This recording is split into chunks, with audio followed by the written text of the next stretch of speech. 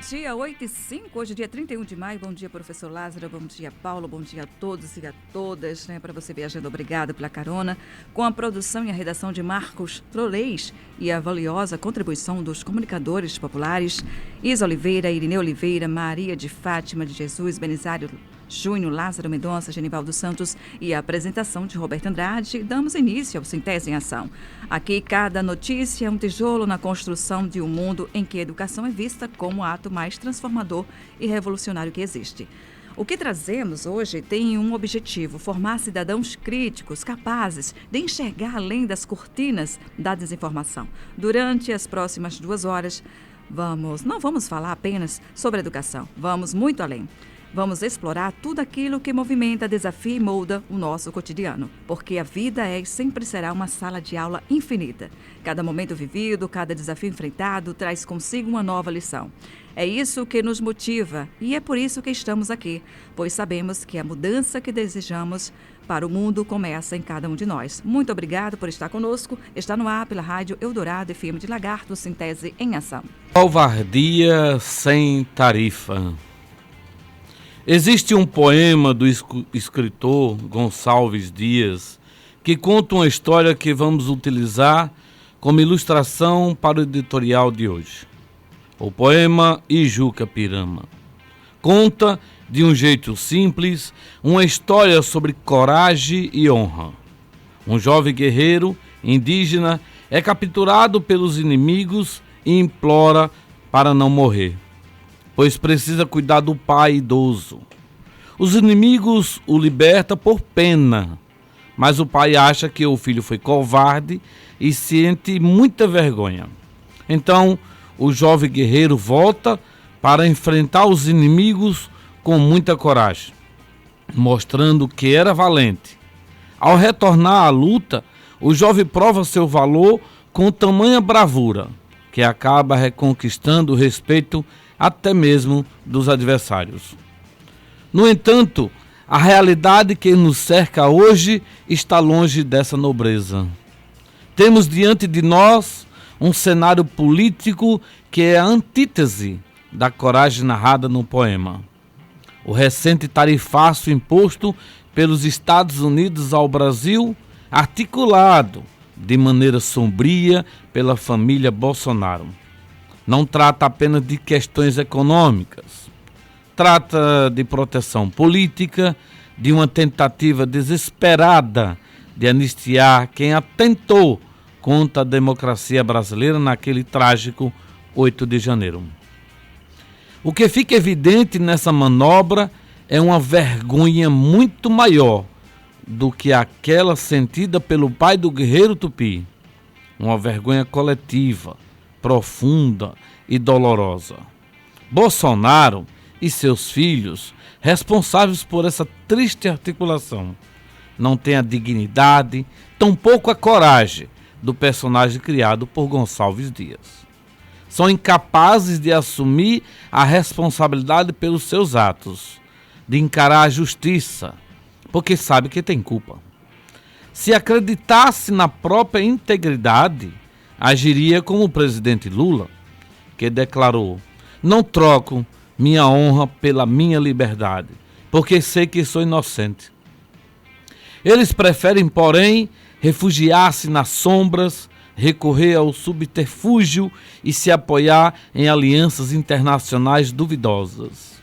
Tudo em nome da própria impunidade. Esses personagens da vida real representam a desonra brasileira, desviando-se do dever ético e moral para proteger interesses pessoais. São covardes que jogam contra seu próprio povo, usando tarifas e negociações obscuras com um escudo contra a justiça que deve alcançá-los. Pedem anistia, sem nem mesmo ainda terem sido condenados. Ao contrário do jovem indígena, que redimiu sua honra com a coragem genuína, Bolsonaro e seus filhos parecem preferir a covardia conveniente. Cabe a nós, brasileiros e brasileiras, mostrar que ainda temos forças para lutar contra essa vergonha mundial ao qual estamos sendo expostos. reafirmando que, diferente dessa família, que escolheu o caminho da subserviência de um país estrangeiro, nós temos a bravura de encarar nossos próprios desafios de frente. Porque nossa dignidade jamais estará à venda. E nossa soberania é intocável. E não há, e nem haverá, tarifa alguma que nos fará renunciar à nossa dignidade. Síntese. Somos muitas, somos muitos, somos fortes.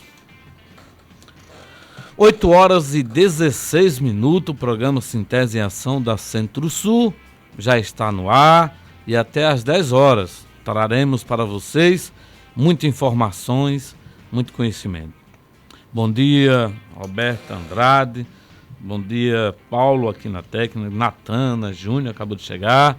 Bom dia principalmente a você aí, ouvinte, que está nos ouvindo, tem esse compromisso todos os sábados, das 8 às 10 horas da manhã, aqui pelas ondas da FM Eldorado, ouvir o programa Síntese em Ação da Centro-Sul. Obrigado, agradecemos muito pela sua audiência. Continue com a gente e convide mais uma a ouvir o nosso programa. Pois é, o assunto que tocou essa semana, né, já vem de alguns dias, na verdade, é esse tarifaço, as intervenções por conta do filho do Bolsonaro lá nos Estados Unidos, que se diz patriota, está lá buscando tudo o que pode para prejudicar o nosso país, né? E olha, isso não é patriota. Alguém já disse que é patriotário, mas é por aí. E tudo isto com o único interesse da anistia.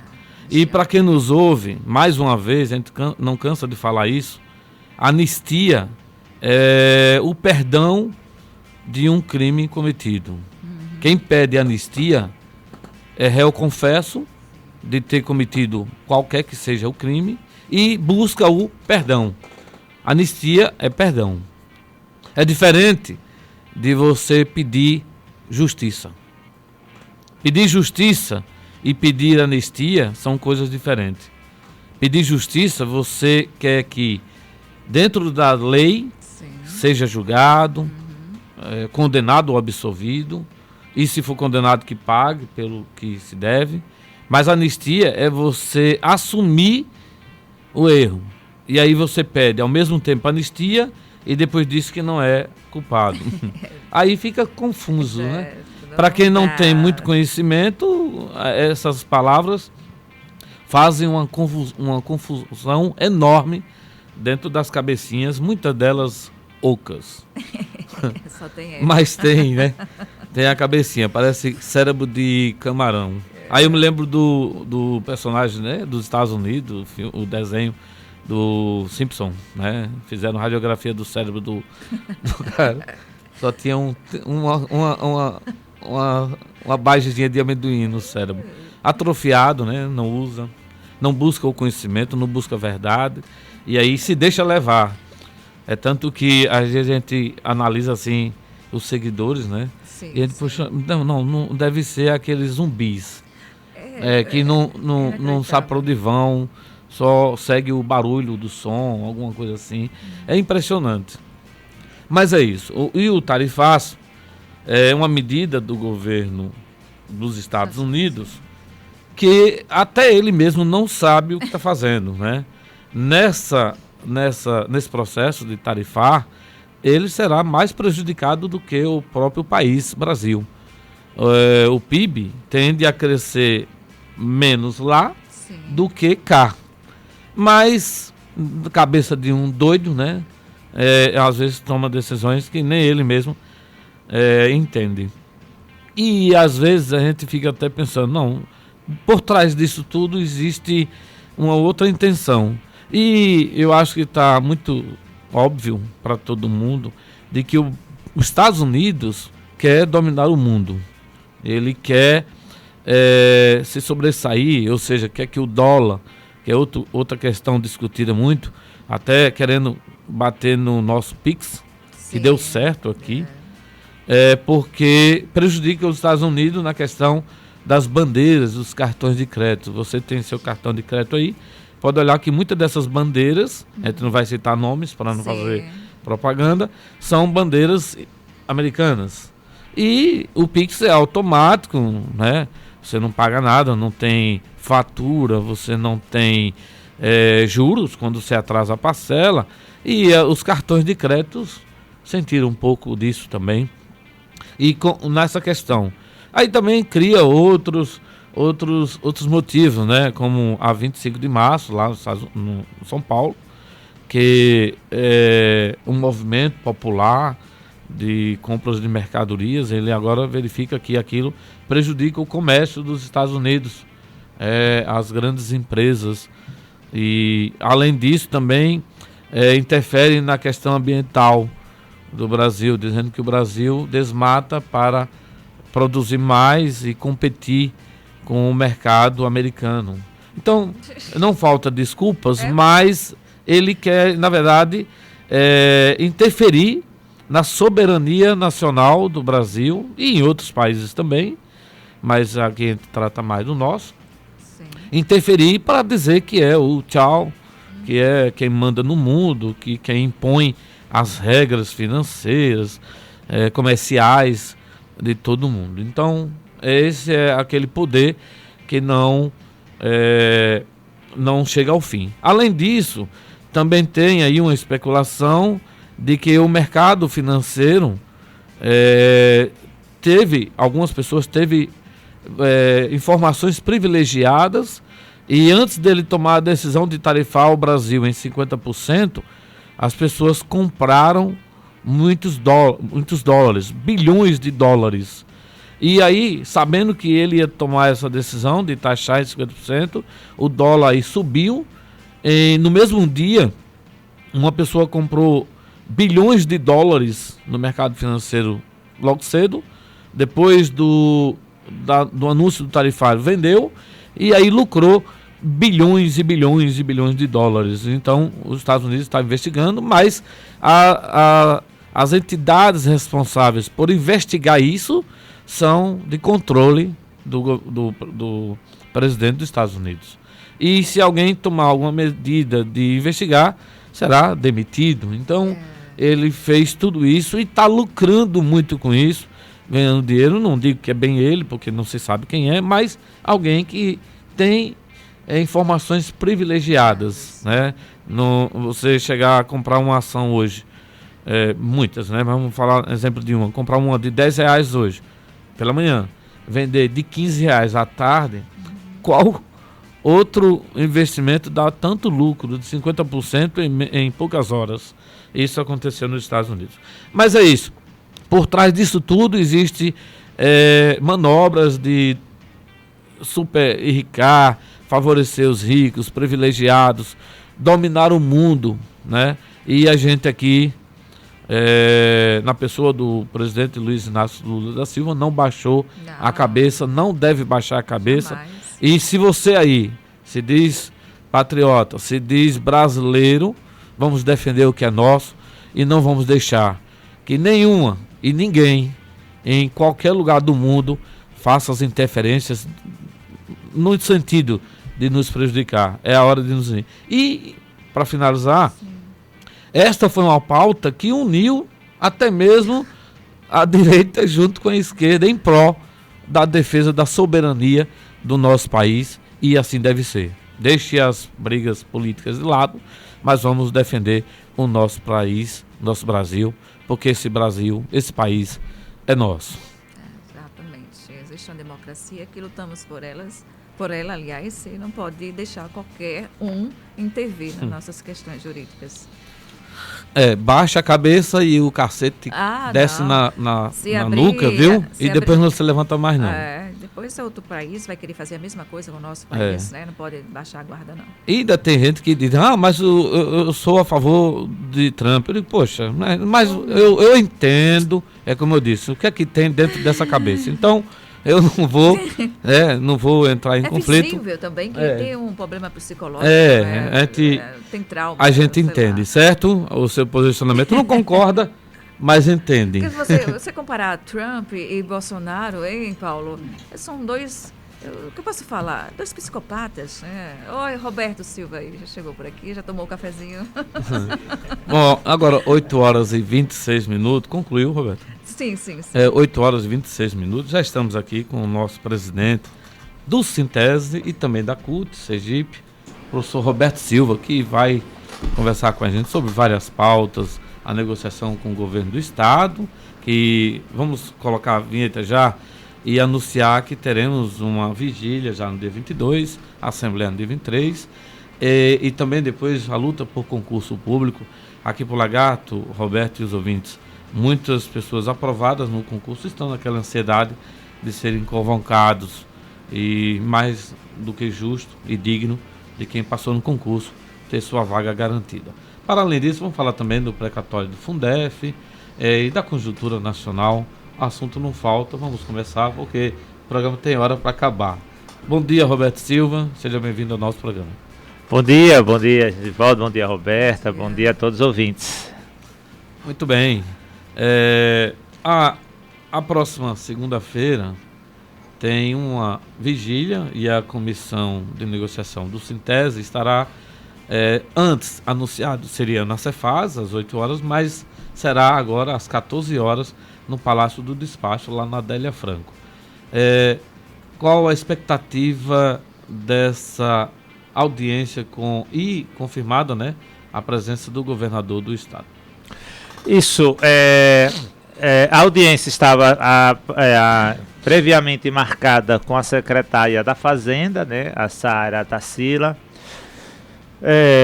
Na semana atrasada nós tivemos numa atividade que o governador estava presente, a inauguração da escola lá no município de Nossa Senhora do Socorro, para dialogar com o governador diante do que a gente ouviu, né, na última reunião, a secretária da Fazenda colocando uma série de dificuldades financeiras para atender a pauta do magistério. Nós avaliamos que era importante ter uma conversa direta com o governador, porque no nosso entendimento não dá para aceitar o discurso de falta de dinheiro do estado de Sergipe. Sergipe está um cenário, o próprio governo, a própria secretária tem colocado um cenário muito favorável.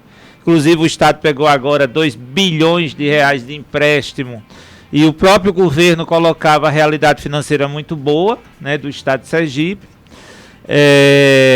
Na conversa com o governador, ele disse que estaria nessa reunião da próxima terça-feira, dia 22. E por isso, acredito, a mudança de local deve ter acontecido em função da participação do governador.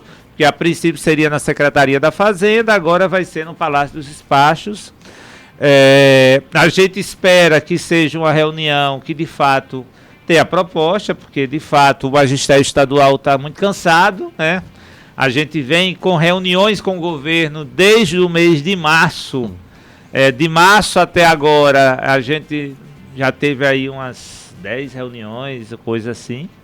Então, reunião que não falta, estudo que não falta, o cenário, a realidade que o governo entende que é possível não falta. Então, acho que agora é ter proposta, que é o que a gente espera.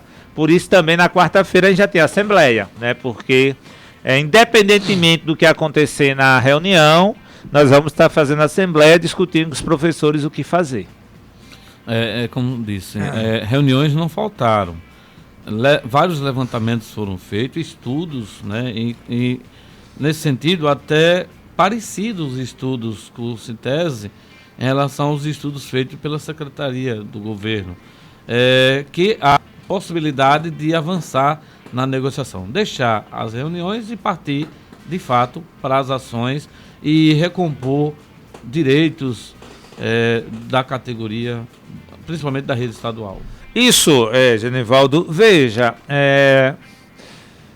O governo, quando a gente trata de negociação com o governo do Estado,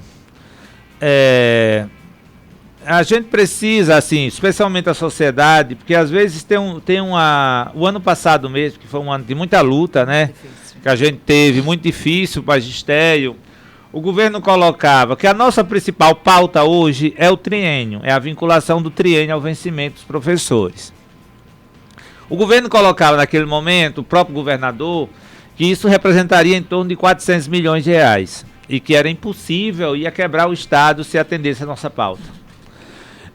Nos estudos que nós realizamos agora, a retomada do triênio tem um impacto, se o governo fizesse essa retomada de janeiro a dezembro, de 260 milhões, ou seja, metade do que o governo dizia que ia ser. Retomando o triênio a partir de agora, isso cai para 100 e poucos milhões o impacto financeiro. Se o governo retomasse o triênio com o impacto de 260 milhões, aparentemente para o ouvinte é muito dinheiro para o Estado. Mas quando a gente faz isso comparado à receita do Estado de Sergipe, dá menos de 1%. Dá menos de 1%. O impacto na receita do Estado.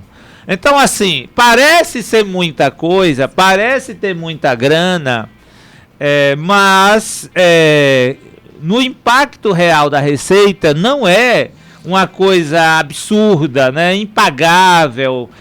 Então, esse é um elemento que no nosso entendimento precisa ser levado em consideração, né, pelo governador, por sua equipe, especialmente pelo governador, já que tem pretensões políticas, isso tem sido demonstrado pelo próprio governador Fábio Mitidieri. Então precisa ter um esforço por parte do governo de atender a nossa pauta, e isso é o que a gente espera que isso ocorra, né? Porque não é uma coisa absurda que vai inviabilizar a receita do Estado, vai inviabilizar os investimentos do Estado. Isso não vai, o Estado vai continuar investindo, evidentemente que uma parte muito pequena dessa receita vai ser usada para pagar a folha de pagamento do magistério, mas não para falir e quebrar o Estado de Sergipe. 1%, né? E se tratando do Estado, o recurso é bem maior. E isso aí representa, como disse, apenas 1%. É vontade de fazer. É isso mesmo, é vontade de fazer, e a gente espera que terça-feira tudo se resolva e tenha a proposta. O Roberto, ele deu uma melhorada, assim, tá a fim de dialogar, baixou a guarda. Estou achando ele um pouco, assim, no meu entendimento, no comportamento. Ele deu os interesses, né, em 2026, eu acredito, que já fazendo a moldagem no comportamento. Peraí, eu vou ter que conversar com os professores, né, para melhorar a minha imagem com a educação. Veja, Roberta, o ano passado foi um ano difícil, né? A gente teve 2023, foi um ano em que a negociação conosco se deu praticamente com a Secretaria da Administração fazendo a mediação, a secretária Lucivanda. O ano passado foi o secretário Zezinho Sobral, então mudou o perfil de quem estava negociando do lado do governo, e isso acabou gerando aquele tensionamento, porque a gente tinha as reuniões, as coisas eram acordadas, mas depois não eram executadas, não eram realizadas. Gerou indignação, gerou revolta e gerou todo aquele processo de luta dos professores. Em novembro, que foi a nossa última paralisação, teve uma novidade lá em novembro, porque o governador e o secretário de Educação, que também é vice-governador, entraram com ação civil e criminal contra o Sintese e contra a minha pessoa, tanto na Justiça quanto no Ministério Público Estadual. Esse processo, no Ministério Público ainda está tramitando esse processo. No Judiciário teve uma decisão do desembargador, uma decisão colocando que o governo precisava negociar, né? Nós tivemos, inclusive, alguns mediadores que nós entendemos como importante nesse processo, no início do ano de 2025, logo após essa decisão do desembargador, fruto da ação do governador contra o Sintese e contra a minha pessoa, mediadores que nós entendemos como importante, que foi o presidente da Câmara de Vereadores de Aracaju, o vereador Ricardo Vasconcelos, que mediou uma reunião com o governador junto com a ex-deputada Ana Lúcia, que tiveram uma reunião que foi importante também na abertura desse diálogo. O presidente da Assembleia Legislativa e o vice-presidente e o secretário-geral, que é o deputado Jefferson Andrade, Garibaldi e Luciano Bispo, esses deputados, eles tiveram também um papel, nossa avaliação, importante de mediação, de diálogo com o governador, para que reabrisse a negociação com o Sintese, né? Também a presidenta do Tribunal de Justiça, a desembargadora Yolanda, ela também fez essa mediação, conversou conosco que ia também estar solicitando que a negociação fosse reaberta. Nós tivemos uma primeira reunião com o governador no mês de março, né? Depois dessas conversas. Nessa reunião, o governador externalizou, inclusive publicamente, que estava abrindo o diálogo com o Sintese, né, porque ele dizia que estava fechado o diálogo lá em 2024, e solicitou à Secretaria da Administração e Fazenda que esses estudos, Genivaldo tratou agora há pouco, que esses estudos fossem realizados a nossa pauta, para ver de fato quanto custaria atender a pauta dos professores. Os estudos foram feitos.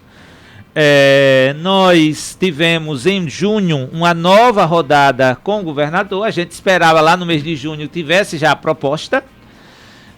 Como houve alguns questionamentos da secretária da Fazenda, dificuldades financeiras, o governador pediu que a gente sentasse com a secretária da Fazenda para ver como ia executar, né? Ele disse, olha, eu vou executar agora, eu preciso ver com a Fazenda como vai ter a grana para pagar. Ele, inclusive, falou desta forma, né, para nós.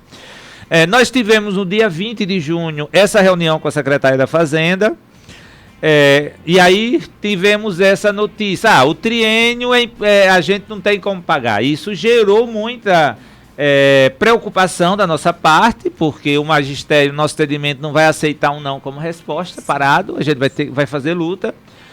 E por isso nós tivemos essa conversa com o governador na inauguração da escola lá em Nossa Senhora Socorro, para que ele estivesse nessa reunião da próxima terça-feira, dia 22. Porque a princípio era só com a Fazenda, para dar continuidade, para ver como iria, se de fato era assim ou não, como é que seria a resposta final do governo. Então a gente espera que nessa reunião de terça-feira as coisas aconteçam. As conversas aconteceram, as reuniões aconteceram, os estudos aconteceram, mas na vida real, de concreto, pouca coisa assim a gente teve de retorno nos professores, né? A gente espera que todas essas conversas, essas negociações, elas de fato resultem em proposta concreta. É a expectativa que a gente está para a próxima terça-feira. Então, na terça-feira teremos essa vigília e a gente tem a intenção de que essa seja o ponto final dessa negociação. Precisa sair daí alguma coisa bem concreta, porque a categoria no dia 23, reunidas, poderá deliberar por uma ação mais enérgica, uma paralisação, porque a gente já vem tratando dessa negociação há muito tempo, né? E alguma coisa concreta precisa sair dessa reunião. É isso que a gente espera, e a sociedade espera, porque a educação não diz respeito só apenas aos professores, mas toda a sociedade sergipana. Isso, Genivaldo. Na nossa avaliação não tem mais o que discutir, né? Não tem mais, assim, já teve muita conversa, muita reunião, muito estudo. Todos os estudos foram feitos, tudo está pronto. Preparado, né? Em relação à pauta atual, que é o descongelamento das gratificações, o auxílio internet e auxílio tecnológico, a correção da tabela atual, que está errada, o governo está pagando valores menores que os professores devem receber. atualização do piso, vinculando ao vencimento, a questão da correção do próprio piso salarial. Então, essa parte a pauta atual que a gente está discutindo com o governo, não tem mais o que se discutir. É isso, no nosso entendimento tem que ter a proposta. Evidentemente que nós, além da questão do abono, né, do abono salarial, o abono foi um subterfúgio, vamos dizer assim, criado pelo governador Belivaldo lá em 2022, né, quando o piso foi de 33% atualização, e o governador, para não pagar o piso aos professores, acabou a regência de classe, o valor que era referente à regência incorporou no vencimento, né, elevou o vencimento e deu um abono para chegar supostamente aos 33 para os professores da ativa. Mas não ia para a carreira. Mas não ia para a carreira, exatamente. Então tem essa questão do abono, que ele, por lei, ele acaba o pagamento em dezembro, tem que ter a renovação também do abono salarial. A outra coisa é a questão da retomada da carreira, ou seja, essa pauta a gente tem que ter uma proposta definitiva terça-feira, mas na próxima terça-feira a gente tem que ter do governador, fazer uma discussão com o governador, como vai ser a continuidade das negociações com o magistério, e especialmente no debate da retomada da carreira, que é um debate que ainda está longe da coisa se concretizar, porque a gente tem hoje uma carreira que foi apresentada em 2023, fruto da negociação com a administração, de 5% a 15%, mas o que a gente tinha em 2011 era de 40% a 100%. Imagina a diferença. O que é 5 hoje deve chegar a 40, o que é 15 hoje deve chegar a 100. Então a gente tem aí um caminho longo, né, de negociação com o governo, mas essa pauta que está na mesa nesse momento tem que ser concluída, a gente entende, na próxima semana. Ô Roberto, vamos lá, perguntas do dia a dia, perguntas simples, né? Roberta, se o dinheiro é da educação, por que tanta burocracia para chegar diretamente para os professores, os seus direitos garantidos? Pergunta da população. Porque quem é da educação entende o que está acontecendo, mas a população em si, ela não tem conhecimento. Porque na cabeça, né, o dinheiro da educação entrou, então vai diretamente para os professores, seus direitos garantidos. Então, por que essa burocracia? Porque o dinheiro não chega para os professores. Porque eles precisam paralisar e tá esse movimento todo nas ruas, né? Às vezes tem que ter a greve para lutar pelos seus direitos. São perguntas do dia a dia das pessoas, dos trabalhadores comuns. Veja, Roberta, essa eu acho que é uma pergunta muito importante, muito importante. Porque assim, na último dia 20, nessa reunião com a Fazenda, se a direção do Sintese, que está lá negociando, quisesse, poderia ter saído com uma proposta para os professores, uma proposta do governo para os professores. Só que a gente não aceitou o caminho que o governo estava trilhando, tá? Por que não aceitamos? Porque o que o governo estava querendo construir conosco, que a gente disse não, de forma categórica, era uma proposta que atendesse apenas o professor que estivesse em atividade. E os aposentados ficar de fora. E aí nós dissemos, olha, não, a gente não aceita qualquer discussão que exclua o aposentado. A gente não abre mão do aposentado, não abre mão da paridade. Não pode. E isso fez com que a reunião fosse suspensa, para o governo fazer novos estudos para ver o que fazer. E nós, se for para suspender, suspende e marca outra. Agora, a gente não aceita nenhum tipo de proposta do governo que atenda o ativo e deixa o aposentado de fora. Qual é a grande questão? O aposentado, ele não recebe com dinheiro da educação. Ele recebe pelo Sergipe Previdência. Só que como a receita do Sergipe Previdência não é suficiente, a Fazenda tem que aportar recurso para pagar a folha dos aposentados. Não só dos professores, mas dos aposentados em geral do Estado, né? Porque todo mundo está no mesmo bolo, como aposentado. Então, assim, nós não abrimos mão da valorização do aposentado. Isso é um princípio do Sintese que para nós é muito caro. Porque, veja, Hoje eu estou na ativa, mas daqui a alguns anos eu vou estar aposentado. E eu vou querer que quem esteja na direção do Sintese fazendo a luta, conduzindo a luta, lute por mim, que estou aposentado. Então, como é que... Se o Sintese ou qualquer outro sindicato abrir mão de lutar pelo aposentado, você divide a categoria. Então, assim, o governo tem se colocado assim, se a gente quisesse, enquanto sindicato, negociar só para quem está em atividade, eu acredito que já teria alguma proposta do Estado, sabe? Mas como o Sintese tem tido assim, uma postura muito firme na defesa do aposentado, e a gente não vai abrir mão, e assim, historicamente, nós já vivenciamos armadilhas. Eu me lembro que na época do governo de Albano Franco, Albano deu um abono salarial. Na época esse abono custava 120, 130 reais para cada professor da ativa, e a gente abriu mão do valor para receber menos. Eu me lembro que eu passei a receber 70 reais do abono. A gente abriu mão do valor para que o aposentado também recebesse. Olha só. Na Assembleia, a categoria disse: não, a gente, o valor não é X, a gente recebe menos para que todos recebam. Porque, veja, isso é um princípio muito importante que unifica a categoria, que dá unidade. Porque se você um pouco, ou farinha pouca, meu pirão primeiro, né? Assim, o ditado. E isso não vai sair do Sintese. Né? Isso se o sindicato adota essa postura, destrói o sindicato. Porque, como é que eu estou aposentado? Eu vejo o sindicato lutar só por quem está na atividade. Porque eu vou acreditar, continuar. Contribuiu muito com a luta. Eu na ativa contribuí pra caramba, lutei pra caramba, aí quando eu tô aposentado, que não posso fazer greve, não posso paralisar, eu só posso lutar. E ajudar quem tá na ativa a fazer. Essa ideia partiu também do governador, que quis tratar o aposentado como descartável, né?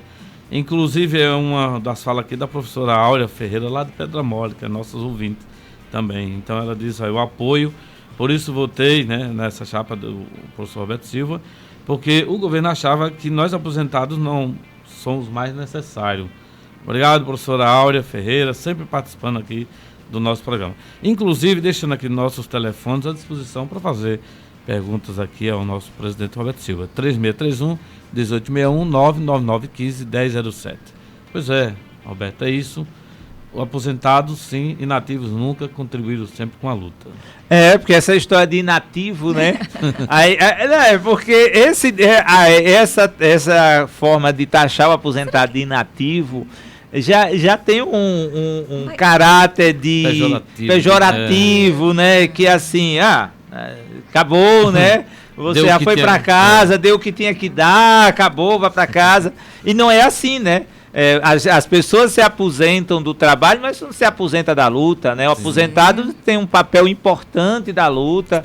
Experiência acumulada de anos, né, de trabalho, de anos de luta, e são fundamentais. Eu diria que o Sintese tem, assim, nos aposentados uma fortaleza, né, porque estão sempre na luta, estão sempre presentes nos atos, nas assembleias, nas atividades, pressionando. Inclusive, no dia da inauguração da escola, teve um grupo de aposentadas que cercou o governador, sabe? Falou um monte de coisa lá, o governador, que ele tinha que atender a nossa pauta. Ele: não, eu vou atender. Então, veja, são pessoas que tiveram a história, né? Então, isso eu acho que é muito caro para o Sintese, e acho que é isso que torna o Sintese o sindicato forte. É essa unidade de luta. Quem está na atividade tem um papel crucial, mas quem está aposentado também tem um papel crucial para que a luta seja vitoriosa. Exatamente, como você falou, né, que eu estou trabalhando, né, na ativa, e daqui a alguns anos eu estarei aposentado. Então, quem vai lutar por mim? Pois é. Mas será que isso não é já uma desconstrução da aposentadoria no Brasil, em todos os sentidos, em todos os segmentos de trabalho?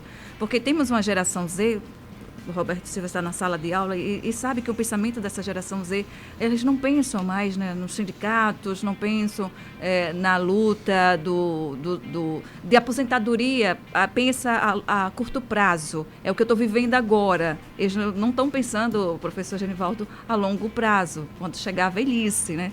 Então, essa coisa do empreendedorismo, aquela coisa, né? Eu sou empreendedor. Ah, sim, você é empreendedor, mas você adquire o produto de venda com quem? Então, você não é empreendedor, você está sendo um escravo capitalista, né? Então, eu acho que é uma questão de desmonte há muitos anos, há décadas, né? Sobre a questão dos aposentados no Brasil. O debate eu acho crucial da aposentadoria, esse debate do chamada previdência complementar, né? Que é você pegar o dinheiro do trabalhador que paga para a previdência e jogar no mercado financeiro, né? E isso tem os riscos, né? Sim. De ganho, mas também de perdas, né? Essas previdências privadas que a gente vive, que tem experiências aí, estão falidas, né, com problemas seríssimos para os trabalhadores. A gente vem acompanhando o cenário caótico, né, da Petros, que é uma previdência privada dos empregados da Petrobras, mas quem é petroleiro está sofrendo pra caramba. Sim. Com esse cenário da Petros. E assim como a Previdência dos Correios, que está com cenários seríssimos também. Ou seja, são realidades que demonstram que não funcionam bem, né? A Previdência que funciona é aquela gerida pelo Estado, sim, pelo poder público. Exatamente. Porque, veja, se o dinheiro não dá, o Estado tem a obrigação de complementar para que o aposentado tenha o seu salário no final do mês, né? Sua remuneração no final do mês. A Previdência Complementar é uma lógica totalmente diferente, né? Que é uma poupança pessoal que você faz e divide essa poupança pela sua expectativa de vida do país, né? Se você falecer antes daquela idade, você recebe até o falecimento. Se você falecer depois daquela idade média que foi projetada, passa os últimos anos sem receber. Falta os últimos anos de sua vida sem receber a remuneração, né? Essa é uma realidade que, assim, o cenário mais grave é o Chile, né? Que esse modelo foi pensado lá no Chile. Que assim, um cenário de miséria, né? Do aposentado, do idoso, né? Isso é muito grave. Informação importante. Isso é muito grave. Então, não tem entendimento, né? Isso é muito sério. É um cenário gravíssimo que a gente vive. Ao mesmo tempo, Roberta, essa questão dessa geração que a gente vive hoje, quando você fala geração Z, né? A gente está vivendo uma situação no país e no mundo, que é essa história do empreendedorismo, que é uma grande armadilha, né? Eu conheço, professor, cortando sua fala, muitas empreendedoras no meu círculo de amizade que estão surtando ansiedade, porque ela trabalha de domingo a domingo, você não tem descanso, você tem que vender. E o produto não é da fábrica dela, não é dela, não é. Ela pega com outra empresa e revende, né? E repassa a maioria do lucro para essa empresa e ela pega X%. Então, assim, que empreendedorismo é esse, professor? Eu não estou entendendo, né? Estão doentes, ansiosos. Exatamente. Esse, para mim, eu acho que é o grande desafio do país. É como inserir esse povo na Previdência. Porque vai ter que ter uma saída. Se não tiver uma saída de inserir proteção previdenciária para esse pessoal, nós teremos um cenário futuro de uma população envelhecida, adoecida, sem assistência nenhuma. Quem é que vai fazer isso?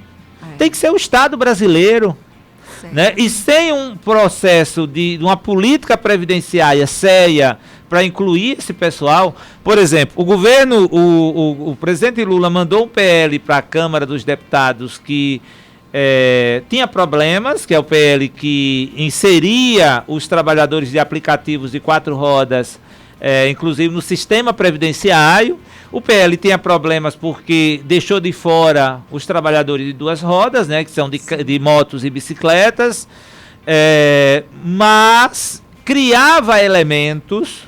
A essência do PL, na minha avaliação, ele é bom, porque ele cria elementos, primeiro, de incluir esses trabalhadores como trabalhadores e não como empreendedores. Segundo, eles têm direito à sindicalização e à negociação coletiva com as empresas do aplicativo, né? E o iFood e a Uber foi as empresas que colocaram dificuldade para inserir os trabalhadores de 2 rodas nesse processo. Porque a gente sabe o trabalho que esses meninos realizam dia e noite, especialmente noite, né? Porque a gente está em casa, é a nossa comodidade de pedir uma pizza, de pedir um almoço, uma janta, alguma coisa. Rápido, e rapidinho esses meninos entregam na nossa porta. Esses meninos precisam ser tratados como trabalhadores, precisam ter direitos.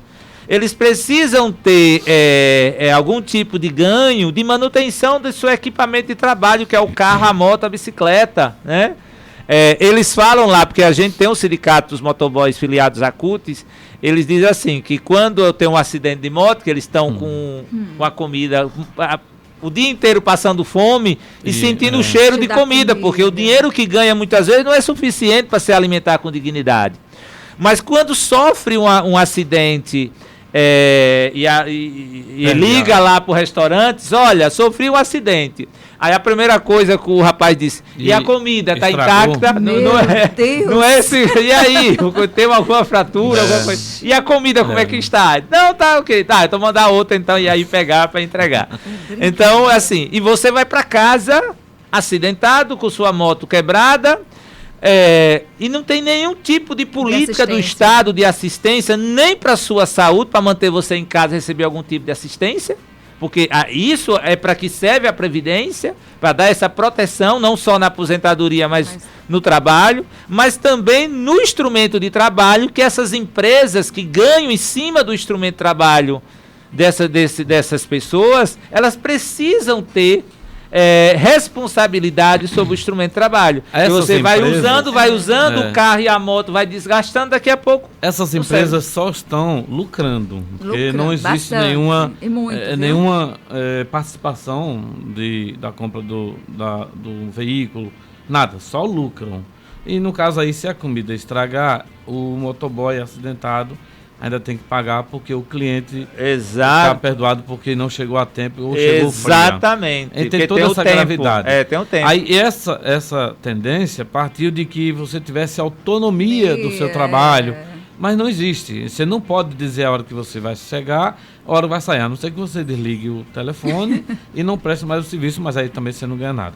Foi uma falsa ideia de que geraria mais trabalho, independência, empreendedorismo, de que cada um tivesse autonomia, não tivesse patrão, fosse seu próprio patrão, uma coisa que foi vendida, mal vendida, né? Sim. Ô Roberto, a gente precisa avançar, vamos tratar um pouquinho do precatório do Fundeb, inclusive mandar um abraço aqui para Adriano, que também questionou isso aqui, sobre a questão do precatório do Fundeb. Tem a data aí, em agosto, né, para sair alguns pagamentos do Fundef, que é o interesse de muitos que já tem esse direito e estão aguardando essa decisão. Veja, Genivaldo, essa novela do precatório do Fundef está muito ainda para ser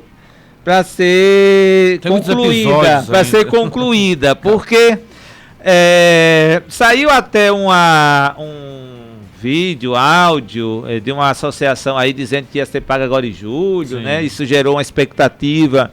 A gente teve que gravar vídeo, inclusive, colocando que a gente a gente desconhecia essa informação.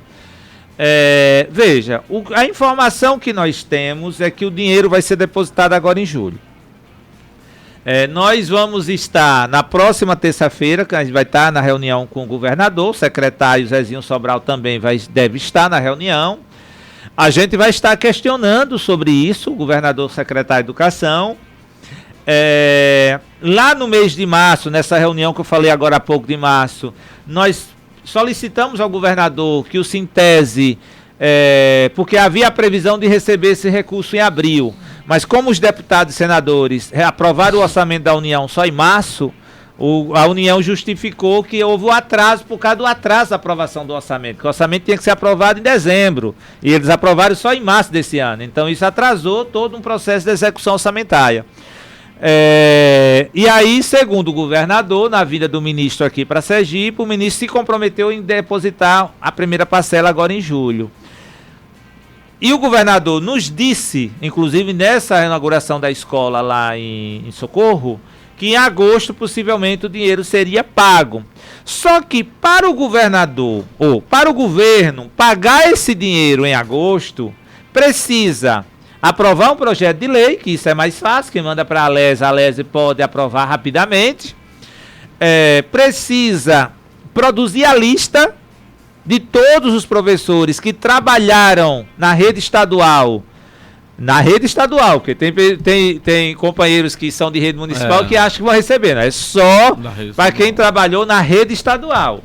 Aí, de 98 a 2006. Então, nesse período de 1998 a 2006, quem trabalhou tem direito a receber. Ah, mas eu estou aposentado. Pouco importa, tem direito a receber.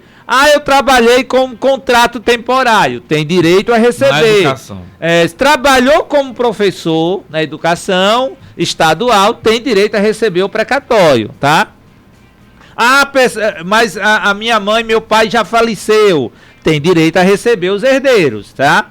Então, veja, o Estado tem que fazer uma lista de todo esse pessoal que trabalhou de 98 a 2006, publicar essa lista tem que ser publicada com os nomes de CPFs, para que, meu caso, Roberto, eu trabalhei de 98 a 2006 na rede estadual. Então, eu tenho direito a receber o Fundef, o precatório do Fundef. Se meu nome não sai na lista, eu vou ter que recorrer à Secretaria da Educação para dizer, olha, eu trabalhei, aqui, ó, eu trabalhei, bota meu nome aí. Então, tem que ter um período, pelo menos, de uns 20 dias, pelo menos, as 3 semanas, para que os professores possam publicar a lista e todo mundo ir lá para recorrer caso o seu nome não esteja na lista, para o governo inserir. Aí o governo precisa fazer o cadastro. Por exemplo, os herdeiros, os professores falecidos, os professores que trabalharam com contratos temporários. Esses pessoal tem que o Estado fazer um cadastramento, inclusive de conta bancária, porque o Estado não tem a conta bancária. Sim. O Estado tem a minha conta. Tem a conta de quem está aposentado, está vivo, né? Tem a conta lá pelo Sergipe Previdência. Mas quem já faleceu, quem vai receber os herdeiros, né? Quem estava com contrato temporário vai ter direito a receber, mas vai ter que ter todo um cadastramento de sistema para gerar esses pagamentos. Bom, nada disso foi feito até agora. E não se faz de um dia para o outro. E não faz isso de um dia para a noite. Então, esse pagamento acontecer em agosto, teria que a Secretaria da Educação fazer uma força-tarefa muito grande para que esses pagamentos venham a acontecer. Bom, a gente espera que faça. Se o dinheiro for depositado mesmo em julho, nós vamos cobrar que pague o mais rápido possível. Mas, assim, quero dizer aos professores e professoras que, assim, dessa morosidade da Secretaria de Educação, a gente tem muitas preocupações com essa morosidade. O governador a gente propôs a criação de uma comissão, o governador aqueceu, mas essa comissão não foi criada, o secretário de Educação não criou a comissão. Infelizmente, a gente não tem informações precisas. Se a comissão estivesse funcionando, a gente talvez tivesse o que é que já está em andamento, mas sem a gente estar participando, a gente não tem informações precisas de como estão as coisas. Olha, esses assuntos, todos eles serão tratados na audiência do dia 22 e a gente precisa estar na vigília, fortalecendo essa luta. Roberto Silva, para a gente finalizar essa parte, vamos convocar falar da importância de professoras da ativa, aposentados, estarem nesse dia 22, nessa vigília, e na Assembleia do dia 23, no Quatiguiba. Veja, quero dizer aos professores que é muito importante que a gente tenha uma forte presença, é uma audiência muito importante, decisiva. Entendo que a presença dos professores vai ser fundamental para que a gente possa estar mostrando para o governador e o governo a unidade da categoria, que nós estamos decididos para que o governo atenda os nossos direitos, respeite os nossos direitos. Portanto, é fundamental que a gente tenha caravanas, que a gente tenha a ida dos professores para Aracaju. A gente sabe que as aulas já iniciam na próxima segunda-feira da rede estadual, mas entendo que a gente precisa fazer um esforço, né, fazer um debate com a escola, né, rever como é que vai se dar a reposição dessas aulas posteriormente, mas é fundamental que a gente tenha a presença de todos e todas para a gente fazer uma forte vigília dia 22 à tarde e dia 23 a gente fazer a nossa assembleia para decidir, se tiver proposta, analisar a proposta coletivamente, se não tiver proposta também analisar como é que a gente vai construir a luta a partir daqui. Então a gente entende que esse processo de unidade da categoria, ele é extremamente importante para que a gente possa sair vitorioso nessa luta aí da garantia dos nossos direitos. Roberto, enquanto você toma uma aguinha, a gente vai fazendo a pergunta e já receber aqui o professor Benizário Júnior, diretor de bases, passou aqui por trás. E aí, Benizário, bom dia. Cara, bom, toma essa aguinha aqui pra você, vamos ficar aqui o copo cheio. Bom dia, Genivaldo. Bom dia, Paulo. Tava com saudade de você, viu, Paulo? Tava, um bom tempo que eu não te vejo. Bom dia, Roberto, nosso presidente, lutador, guerreiro.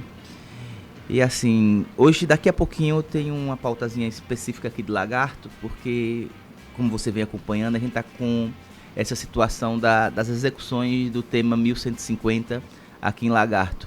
E houve um fato novo essa semana e muita gente não está entendendo e a gente está com aquele problema. Não é da profissão, viu, pessoal? Para ficar bem nítido aqui.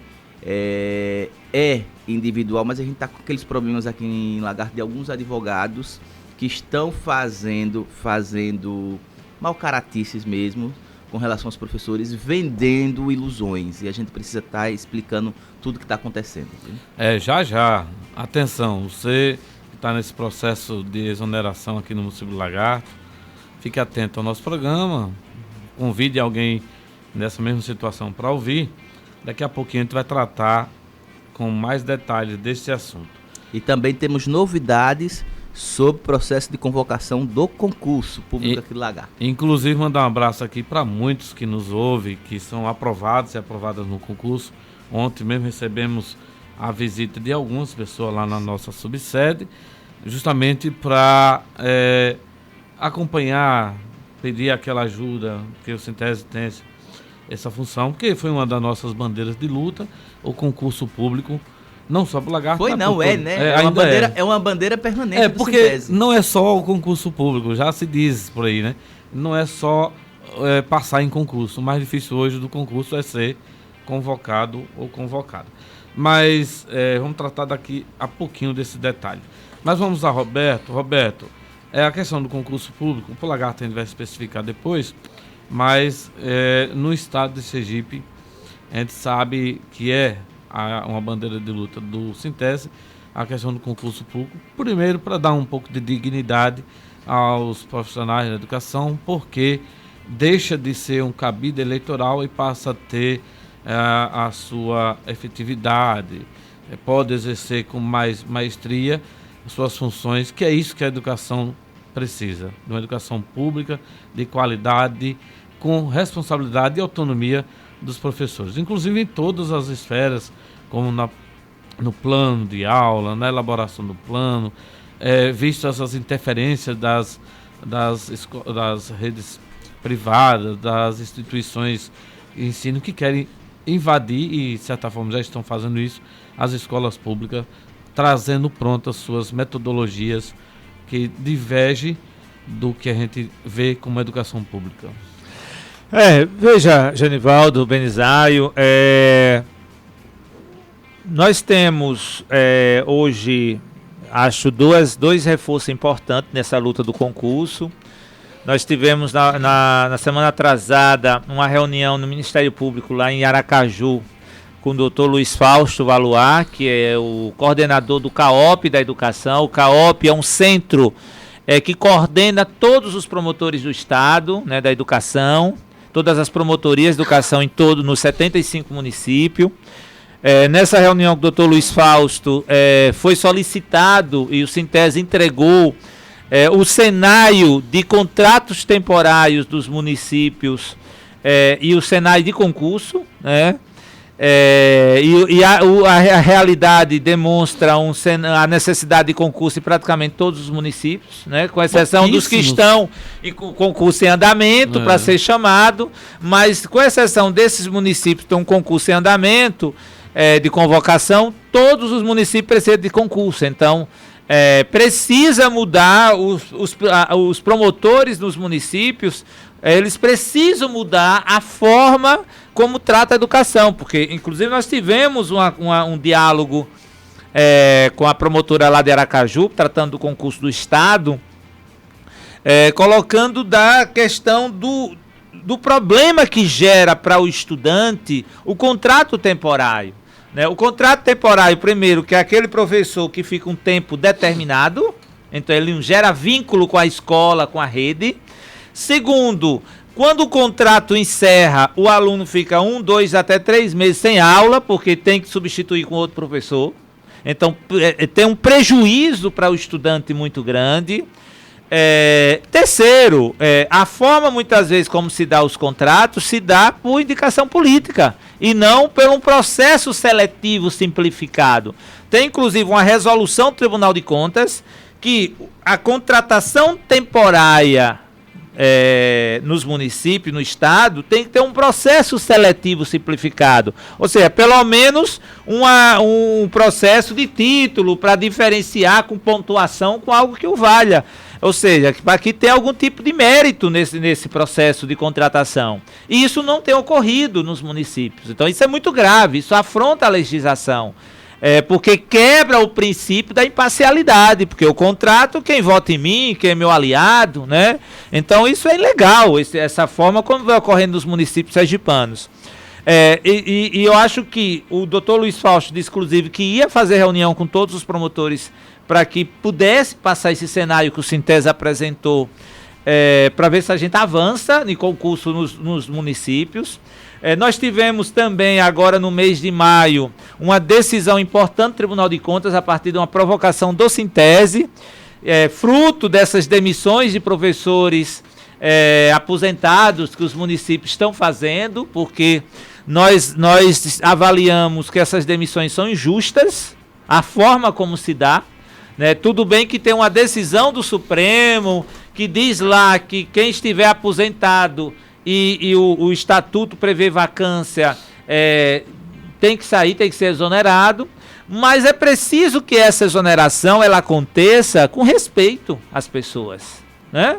Não dá para chegar, olha, tchau, aqui o papel, vai embora. A gente teve situações como na Barra dos Coqueiros que as professoras estavam dando aula em sala de aula e o diretor chegou, interferiu a aula, disse, olha, pode ir para casa, você está exonerada. Pô, isso é um absurdo, isso é um desrespeito absurdo com o trabalhador. Mas você trabalha 35, 40 anos, né, para a sociedade, porque você não trabalha para o prefeito, você trabalha para a sociedade, né, educando as crianças, e é tratada como lixo dessa forma. Então nós dialogamos isso com a presidenta Suzana Azevedo, com o procurador-geral Eduardo Cortes. É preciso mudar isso, o tribunal tem que intervir para que tenha respeito ao trabalhador. E aí saiu uma decisão do tribunal, muito importante a decisão, porque a demissão ela vai acontecer, porque é uma decisão do Supremo Tribunal Federal, né? Então, se de fato o trabalhador estiver dentro dessa regra ele vai ser demitido, mas ele vai ter direito de defesa, né? Porque pode ter situações que há uma interpretação equivocada da administração e em algumas situações existem interpretações equivocadas da administração. Então, o direito de defesa para que naquela situação que o trabalhador pode continuar, ele continue, e o Sintese vai estar acompanhando os advogados do Sintese para que haja esse direito assegurado, haja o direito de pagamento, os direitos trabalhistas, porque os professores estavam sendo demitidos sem o município pagar os seus direitos, como indenização de licença, férias, 13º, são direitos que têm que ser pagos a esses professores. E no caso da saúde e da educação, o Tribunal de Contas bota uma ressalva. A demissão ela pode acontecer, mas tem que fazer o concurso, para não ter o problema de solução de continuidade. Ou seja, no caso de Lagarto, o concurso está em andamento, né? Então, se demite os professores, tem que imediatamente convocar o concursado. Porque é isso que está na decisão do Tribunal de Contas, né? Aqueles municípios que não têm um concurso em andamento, tem que fazer o concurso antes para depois realizar as demissões. Para saúde e educação. O tribunal dá essa ressalva para essas duas áreas, são duas áreas que não pode deixar de ter, né? Porque o direito aos 200 dias de aula é do aluno, né? E no caso da saúde, doença não se espera. Não então, pode haver por isso, interrupção do serviço público. Exatamente. E todas essas decisões têm que ser publicadas em diários oficiais nos seus municípios. Isso, tem que ser publicada, tem que dar o direito de defesa para que o professor, o servidor possa estar indo levar a documentação. Se ele acha, eu acho que eu posso continuar trabalhando, o advogado avalia, pode continuar trabalhando. Poder fazer a defesa para que uma comissão criada pela administração possa analisar e, de fato, se tiver direito, continua trabalhando. Muito bem.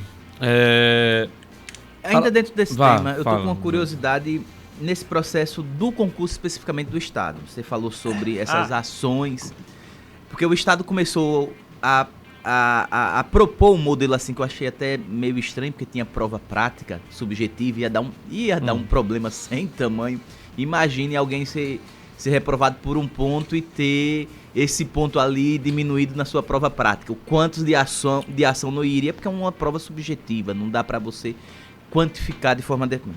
Mas me parece que agora o governo do estado vai utilizar o provão do MEC, a prova nacional docente, para o concurso. Como você vê, Roberto, essa situação agora desse novo modelo e como você avalia a prova docente? A gente tem algumas ressalvas, pelo menos eu penso, com a perspectiva de avaliação dos funcionários já com intuito de punição, que já existem com intuito de punição. Mas você considera que a prova para esse intuito de concursos e de processos seletivos seja um passo interessante? Veja, a prova nacional docente, ela ainda é uma incógnita, né? Porque tem as inscrições aí, vai acontecer a primeira prova. Ela foi criada que ela pode ser usada integralmente para seleção ou ela pode ser usada parcialmente, ou seja, como uma das etapas do concurso. Então, pode-se o estado ou o município utilizar uma primeira etapa, a prova nacional docente, por exemplo, né?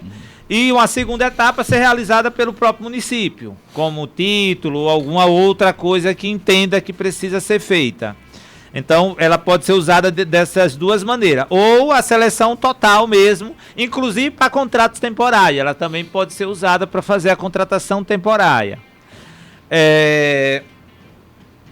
O Estado, neste concurso, na última reunião que teve da comissão, o Estado informou que não vai usar a prova nacional docente para este concurso. Não vai usar, porque tem muita dúvida do resultado, como vai ser. O Estado fez adesão à prova nacional docente, mas mais fazer adesão para conhecer como é que funciona, mas não vai usar nesse concurso. Esse é um elemento. Em relação ao concurso, de fato, eu não falei, acho que é importante falar, que tem muita gente curiosa aí querendo saber. O Estado hoje tem 2.463 professores contratados temporariamente. 2.460. Então, Muita gente contratado, mas quer fazer concurso só para 300 vagas.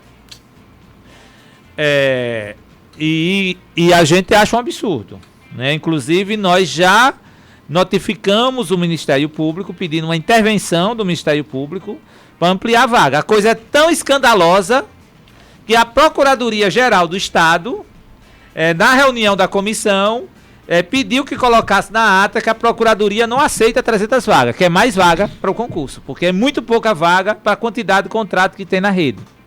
Então o próprio governo, que é a Procuradoria, que é a parte legal do governo, entende que é um absurdo só 300 vagas. Então esse é um problema que nós vamos tentar tratar com o governador terça-feira, nessa reunião governador, que tem que ampliar as vagas do concurso, tá, do Estado. Segundo problema, o cadastro de reserva. O Estado, eles propõem um cadastro de reserva que se tem 300 vagas de concurso, do edital, o cadastro de reserva é 600. 2 por 1. 2 por 1. Ou seja, 900, só pode ser chamado no concurso 900 professores. Ou seja, os 300 de imediato, mais 600 cadastros de reserva. Só 900 pode ser chamado. Nós achamos um absurdo isso, porque se o Estado precisa de mais professor, não vai poder chamar, porque o edital não vai permitir que chame mais 900 professores. E se foi aprovado, já está aprovado. Mas mesmo os que forem aprovados, vai se fazer o corte até 900. Isso é um absurdo. Isso é um absurdo. Mesmo você tendo mais de 50% do acerto da prova, você vai ter um limitador, o Estado vai realizar um limitador, que é o cadastro de reserva, que é 2 por 1. Esse é o segundo problema. O terceiro problema é a correção da redação, que vai ter uma prova escrita. Depois da prova de múltipla escolha, vai ter uma prova escrita da redação, porque a prova é de múltipla escolha de manhã, a redação à tarde, vai ser um concurso o dia inteiro. Até porque as pessoas que vêm de outros estados, eles justificam isso. De manhã uma e à tarde outra.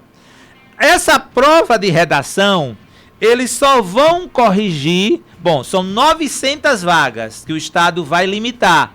Eles só vão corrigir 3 vezes 900, ou seja, 2.700 redações. Mesmo se tenha passado na prova de múltipla escolha mais de 2.700 professores, ele só corrige 2.700 redações. Limita. Limita. Pela linha de corte das maiores pontuações. Pontuações da primeira prova. Isso é extremamente complicado, porque vai que alguém que não tenha saído tão bem na primeira prova tenha tirado 10 na redação. Não vai corrigir, não vai nem corrigir a sua redação. E essa nota poderia colocar ele dentro de uma qualificação melhor. Colocar ele numa qualificação melhor, não vai nem corrigir a redação. Eles vão corrigir 3 vezes 900. Pronto. Que é um outro absurdo, que a gente se posicionou contra, que a gente tinha que corrigir todas. Se a linha de corte é 50%, tem que corrigir todas as redações que ficou acima de 50%. Exatamente dessa pegada, que eu posso fazer uma boa redação, minha pontuação vai lá para cima e eu já entro dentro da classificação, ou das 300 ou das 900. Né? Então, não teve acordo. Como a gente hoje não é paridade a comissão, é minoria, né? A gente resiste apenas à nossa posição contrária na ata, que é voto vencido. Bom, aí vem agora o próximo problema, que é a prova prática. Esse, o Estado é o maior problema. Mantém a prova prática, vai ser uma prova filmada. O Estado vai 48 horas antes da prova, vai entrar em contato com você e vai dizer: Benizário, você é professor de geografia, sua aula vai ser sobre China. E aí todo mundo vai fazer a aula sobre China e vai ter ali 15 minutos para dar sua aula com tolerância de 5, né, para ajeitar equipamentos, etc, etc. Então você vai ter 15 minutos de aula que vai ser filmada para efeito de recurso. Mas não pode ser divulgada, vai ser só filmada, né? mas não pode as pessoas divulgarem suas redes sociais ou algo que o valha. Isso está proibido pelo edital. E essa prova, o Estado queria que fosse, assim, a prova escrita de múltipla escolha, a prova de redação, elas são eliminatórias. Então, se não tirar 50%, está desclassificado. A prova prática, o Estado também queria eliminatória. A gente também se ressurgiu. Disse, assim a gente suspende a reunião, não tem mais o que fazer aqui. Aí eles mantiveram só classificatória. Então a prova vai ser só classificatória. A prova prática, né? E depois tem a prova de títulos. São 4 etapas. O concurso, a última é a prova de título, também é classificatória, tá? Mas o grande problema aí, o problema central, é essa quantidade de vagas insignificante, né, para a quantidade de contratos temporários que tem na rede, que vai inviabilizar. Tem um outro problema que eu esqueci. É um concurso com a validade de 1 ano apenas, renovado por mais um ano.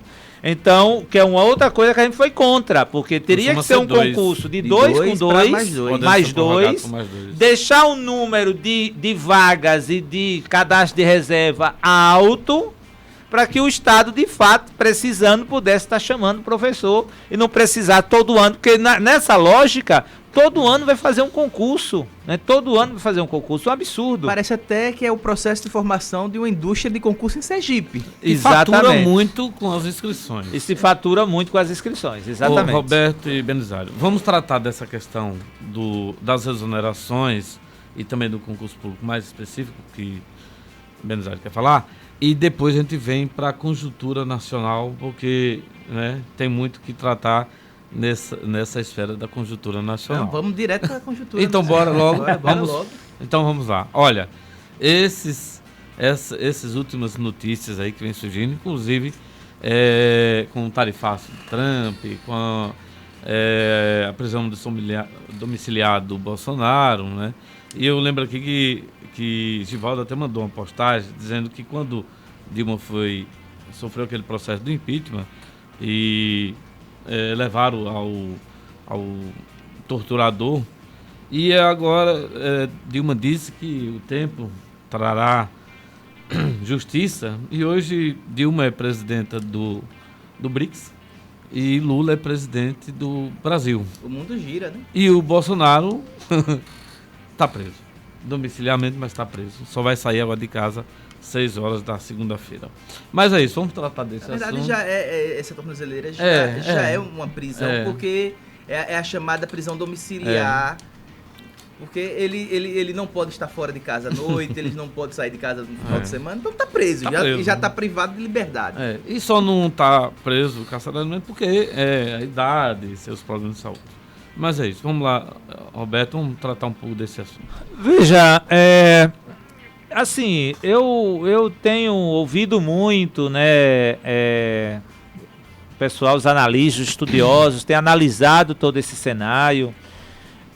Acho que o mundo vive um processo de mudanças na geopolítica, que eu acho que o Trump, ele é um estupim desse processo de mudança.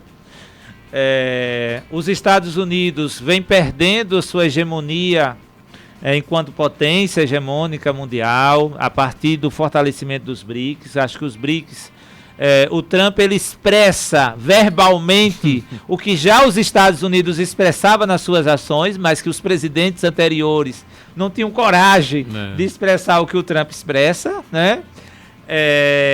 A guerra de Israel contra o Irã já foi uma resposta dos Estados Unidos. Israel foi mais um instrumento, né, estadunidense, porque o Irã hoje é uma peça importante no fortalecimento dos BRICS, né?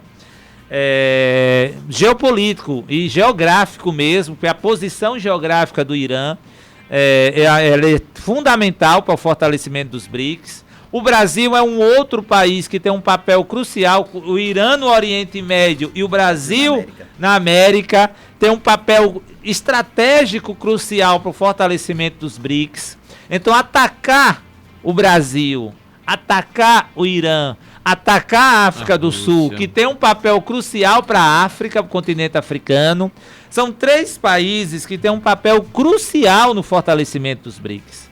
Então a gente não pode achar que é uma coisa, porque está com raiva de Lula, de Alexandre de Moraes. É apenas o Irã, o motivo foi a arma nuclear, que não existe.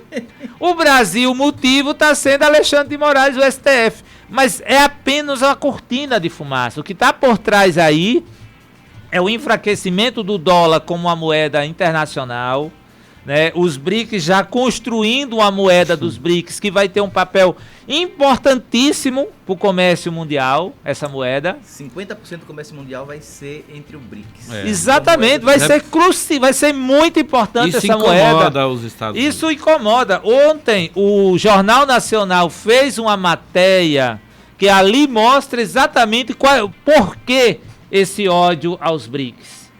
A matéria, vale a pena essa matéria do Jornal Nacional. Eu vi que eles já postaram no Instagram do Jornal Nacional. Quem não segue pode acessar o Instagram, que é uma rede social mais fácil, que a maioria da população tem.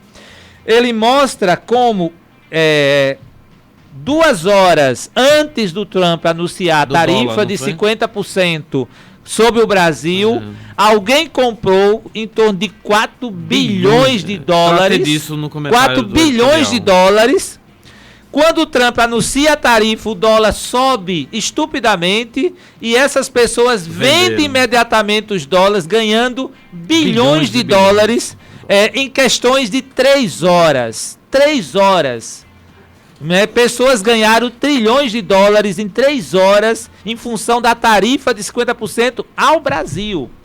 O mesmo aconteceu em outros países. Então tem todo o interesse do capital aí nessa política que o Trump realiza, e eu acho que a moeda dos BRICS vai mudar essa realidade, né? Tem toda uma manipulação, uma agiotagem mundial, né, em torno do dólar, que precisa ser alterada essa lógica, né? Roberto, é muito importante entender sobre lastro de moeda de comércio internacional, que até 1976 o lastro era ouro.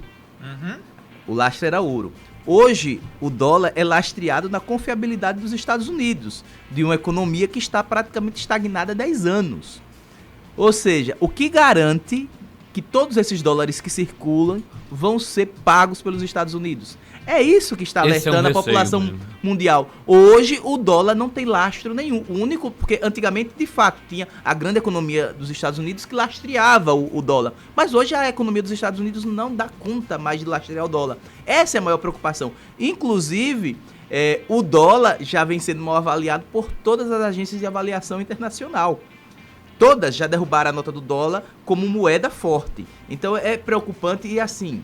Eu fiz uma entrevista essa semana em uma outra rádio aqui de Lagarto, teve até um debatedor aí que, para ser sincero, essas pessoas precisam voltar aos bancos escolares para entender o mínimo do mínimo do que querem se meter a falar, e eu enquadrei esse povo, e não dá para enquadrar de outra maneira que não a de complexo de vira-lata mesmo, que não compreendem hoje o que é o papel do Brasil, o que é o papel do BRICS e a posição geopolítica que os Estados Unidos têm hoje, que não é tão confortável como em outros tempos que os Estados Unidos podiam meter o dedo onde quisessem e todo mundo tinha que se calar. Não é bem assim. Mas, para além disso, para toda essa celeuma comercial, toda essa celeuma de modificação, a nova rota da seda, investimentos nas quantias de bilhões e bilhões de dólares da China diretamente no Brasil, facilitando, não é de graça não, viu, pessoal? A China quer simplesmente correr do canal do Panamá, que tem controle dos Estados Unidos, por isso que está fazendo uma mega ferrovia aqui no Brasil, que é para diversificar as rotas de escoamento de sua produção. Não tem nada de graça não, não existe almoço de graça não. A China também tem seus interesses próprios. Agora, no intuito, é o interesse próprio que ela diz, olha, aqui todo mundo tem que ganhar. Diferente dos Estados Unidos, que é só eu que tenho que ganhar. Inclusive, Roberto, teve essa situação do Pix, né? Que ele se revoltou porque o Pix é gratuito e faliu, né, o Pix, o modelo de pagamento imediato do WhatsApp. Não sei se vocês lembram, quando a gente clicava lá dos anexos do WhatsApp e aparecia o pagamento, que não tem mais, porque o Pix faliu. E é a principal queixa de Bolsonaro, de Trump hoje com relação ao Pix, que é o fato de ter quebrado o sistema de pagamento. Não, as bandeiras é só desculpa. O problema é o sistema de pagamento do Zuckerberg, que hoje é aliado de primeira instância de Trump, que é o dono da Meta, que é a dona do Facebook, que é a dona do WhatsApp, que é a dona do Instagram, e quebrou esse sistema de pagamento deles. Então, assim, olha, não existe nenhum problema com o judiciário brasileiro, com o Trump, não existe nada. É só questão mesmo de grana, de ganhar dinheiro. E o Trump é aquele cara que eu já percebi que para ele e a galera dele ganhar dinheiro, não se importa se eles vão afundar os Estados Unidos não, viu?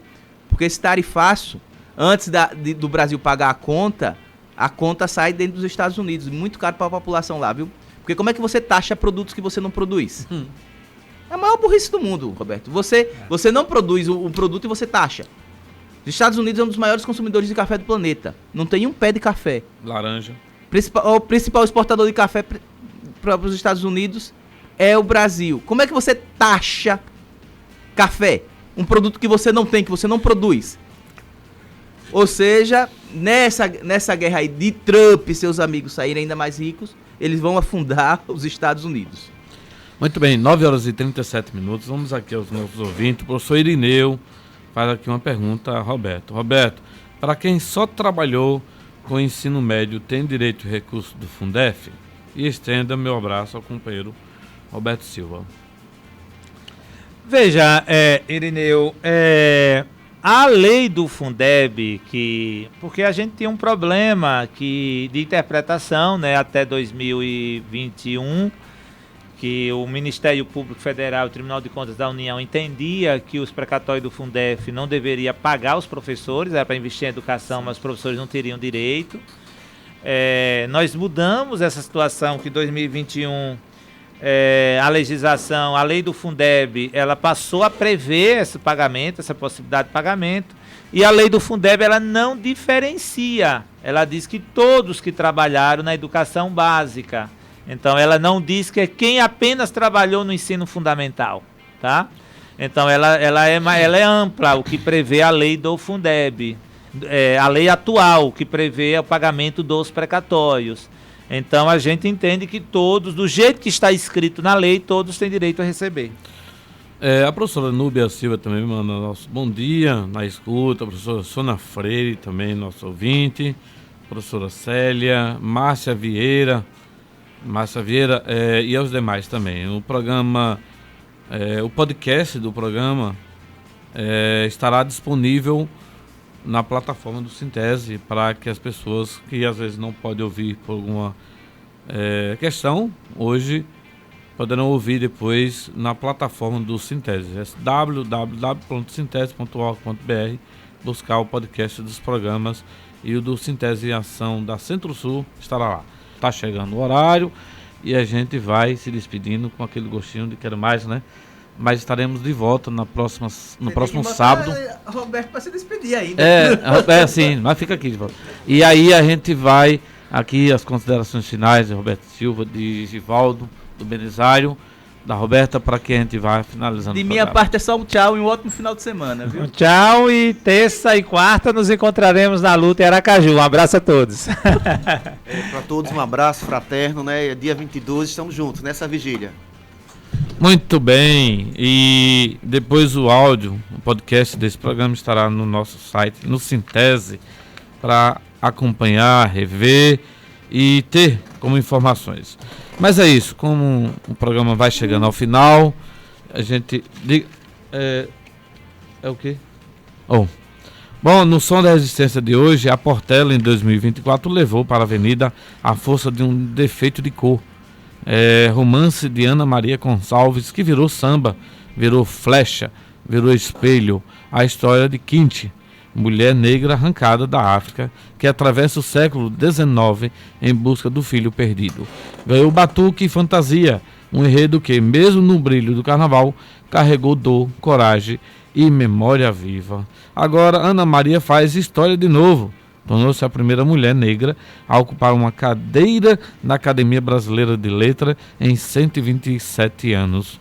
É mais uma conquista individual, é rachadura do sistema, é espaço sendo tomado pela potência da palavra. No Som da Resistência de hoje, a gente te convida a reviver esse samba da Portela com respeito das Júlias das Pretas, pede, porque tem notícia que não se lê, se conta, se dança, se sente na pele.